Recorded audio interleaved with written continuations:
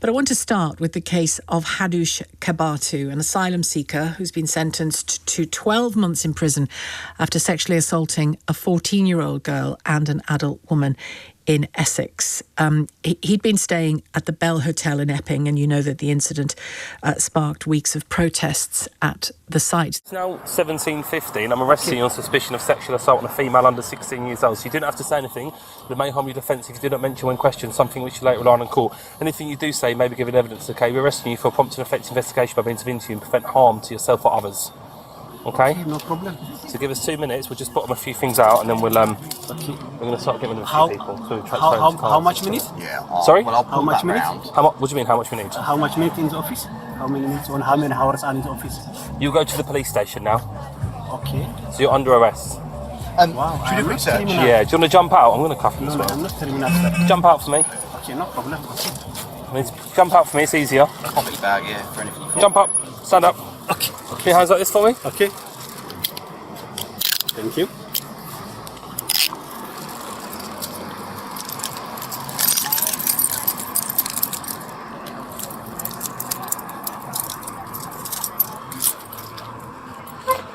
And just come and Pop step that in there onto for me, sir. Okay, she is right. The Give me phone. 1 yeah. second, I'll call you She back. is right. The phone Yeah, number. put that in there. The lady in blue. Yeah, yes, the lady. Yeah. He thinks it's She's the lady drinking, in blue. and I pass. Please call me. You are black man. You are coming, man. You are coming my home. It's a child. Yeah. child. She is coming my So the allegation is that you've touched a child on the inside of the groin. I am a teacher. Come over here, I need to search you. Don't cry, it's going to be okay. Come step onto the pavement so I've got a little bit more, I'm just gonna do bit more room. search. You can leave your shoes on, it's okay. Step onto the pavement here. No, stand up. Stand up. Stand. Up. There we go. And then towards me. Swatch. Follow. You might remember a caller called Emma from the first week that we talked about the Bell and the protests around the Bell. She and a number of other people who live in Epping have formed a group called Epping for Everyone. You'll find a picture of them on my social media on Instagram, actually, a picture of them on their latest walk, really, trying to gather support for a more, I guess, nuanced approach to issues like this.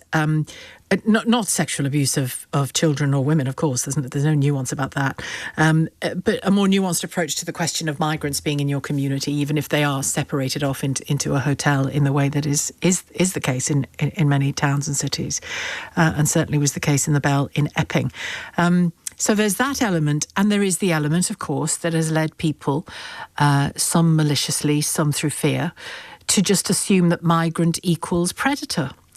And that's the thing that worries me about cases like this.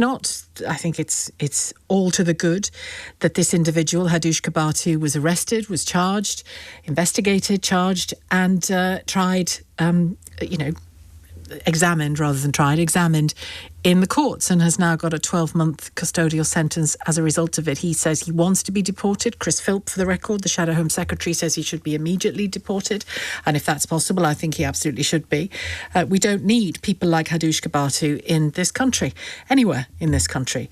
I've said this before to you about this and about the Pakistani rape gangs in various towns and cities across the country, not just Rotherham and Rochdale. All sexual predators, wherever you find them, are opportunists. And when they group together, there's no suggestion that he did, but when they group together in the way that we've seen in the grooming gangs and in the way that we saw in scout groups and in the way we saw in sports coaches and the way we saw in priests and vicars and the like, when they group together to abuse, there tends to be an MO in that group, a particular way of operating in that group. All of this is known about predatory behaviour, whether somebody is from Eritrea, Ethiopia, Kathmandu, or just up the road from where you live in the UK, or maybe even in the house or the street that you live in the UK. Because the truth is, the predation by many men on women and girls is epidemic. It's pervasive in our society. And the vast majority of it is happening within families and friendship groups. So do I think this man should have been given an easier ride? No, I do not. Do I think that the protests that took place outside the Bell were, in some instances, opportunistic racists going to protest? Yes, I do. Do I think some of the people protesting were just ordinary people in the town with concerns about individuals like this landing on their community? I do. I think that's a legitimate fear. Of course it is.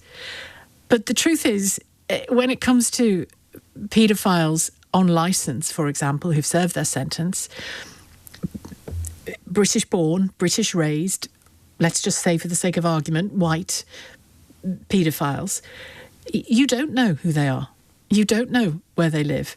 You don't know if they've moved into a flat next door to you, because our justice system doesn't do the naming and shaming thing when people come to live in a community after they've served their sentence or are now serving it on licence. You might want our system to be more transparent. I'd certainly like to know if a paedophile has moved in next door to me, particularly if I've got children, not only, but particularly if I've got children. But I do think that we need to guard against, and this is what I want your views on, we need to guard against, I feel, not addressing offending, address offending, whether it's a migrant or anybody else, address sexual offending. And we don't enough in this country. We don't. Look at the rape conviction rate. Look at the number of women who drop the case that they've brought because they're waiting for years and years and years to have it properly heard and properly addressed. You know, we have a big problem in this country when it comes to the dealing with sexual offences. But my fear is that a case like this, which is about Hadush Kebatu and the opportunity he was given and the route he took into the country over the channel in a boat and the opportunity he was given for asylum, his asylum claim will have been in the course of being processed, which is why he was in the Bell in the first place, the hotel. He abused it, didn't he? He abused it by abusing a girl and a woman, 2 girls and a woman. And the judge the magistrate, I should say, made no bones about that and said, it was a district judge actually, Christopher Williams, saying he is a danger to the public and needs the most serious custodial sentence that he was in a position to give him, and he has, and he probably will be deported, would be my guess. We don't have to be, there's no question of watering that down, the toughest sentence imaginable, and ideally, sayonara, bye, get out of the UK, don't have a problem with that. But what I do have a problem with is this assumption, and I hear it creep through in conversations with some of you when we talk about the migrant situation in this country, migration, is how quickly you refer to sexual offending as though every migrant is a sexual offender. And I think that is as unjust as, for example, let me think, assuming that because one swimming coach or football coach abused children, that every single adult who coaches kids is a danger. It's assuming every priest you ever meet is a paedophile. It's as daft as that, and it's as dangerous as that, and it's as unfair as that. So where do you think this case and the situation in the Bell Hotel in Epping, where's it going to take us? Where's it going to take us? 0345 6060 973, the number to call. You can text 84850. Worth saying that the adult woman who was part of this crime or this series of crimes, she rang the police after he put his hand on her thigh and tried to kiss her when she was trying to help him with his CV. She has said that the protests at the Bell make her frightened.